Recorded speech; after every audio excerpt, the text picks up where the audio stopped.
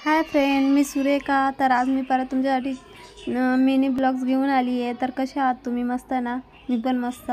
तर आज मी पनीर मसाला बनवणार आहे। त्यासाठी मी कढई घेतली, कढईमध्ये तेल टाकलं, खडे मसाले टाकले, एक तेजपत्ता टाकला आणि एक मोठा कांदा बारीक चिरलेला टाकला।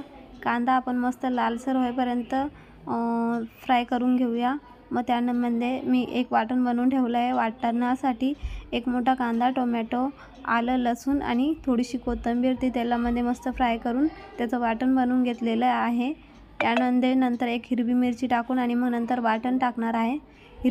आणि मी जास्त तिखट खात नाही म्हणून थोडं फिक्कच बनवते, जास्त तिखट नाही। आणि वाटणमध्ये मी पहिलेच मसाले टाकून ठेवलेत, लाल मिरची पावडर, हळद, धनिया पावडर, गरम मसाला आणि पनीर मसाला मी पहिलेच वाटणमध्ये टाकून मिक्सरला लावून घेतलेलं बारीक।